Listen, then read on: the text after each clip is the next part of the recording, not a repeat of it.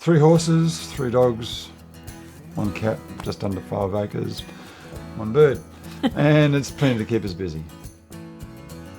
The condition I've got is something that's rather unusual, but the major problems that I've had are the severe head pain that I get, added to the spinal condition and the paralysis that I'm experiencing.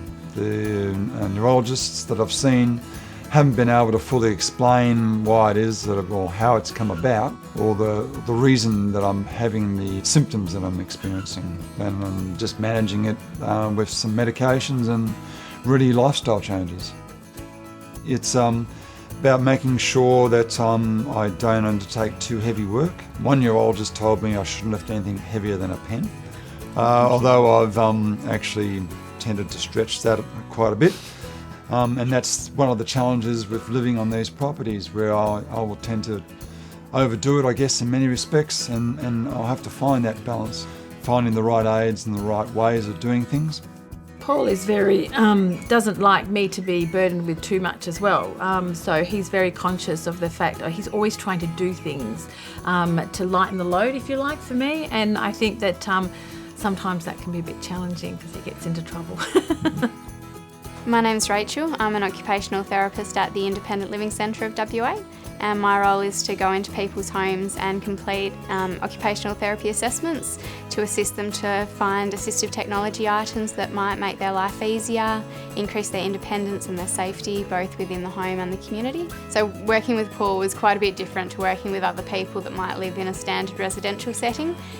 He needed to negotiate some quite long distances, even just from getting out of his back door out to access his washing line or to access his shed. So there was a lot of different variables that we needed to take into account purely because of that.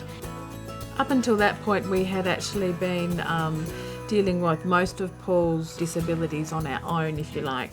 Both of us are from a medical background, and I'm a nurse, and so, initially it would be just like a walking stick and then perhaps another one, and then we went and decided that at some stage that wasn't even working, so we went and bought a wheelchair.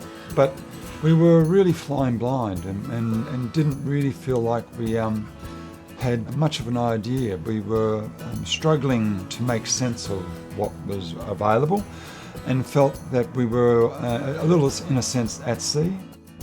So Paul was referred to the Independent Living Centre, and he was referred to us because he was having some difficulties with his current wheelchair, and he also wanted to be able to participate in archery activities using his gopher or mobility scooter.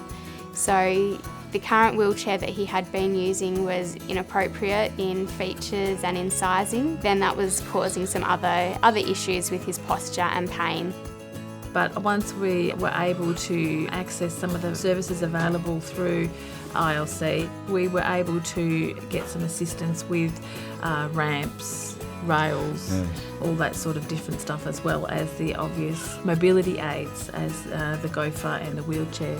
And how those things actually, the small things, actually made life a lot easier. What Paul can do now in his life is great. He's got so much more mobility. It's made a big difference to my quality of life. I can feel like I can participate in things all the way around with the family, and means I can really be confident in what I do around the place, so it's excellent. There's no stopping him, that's for sure. He is always having a go at something. It's a bit hard to keep a good man down.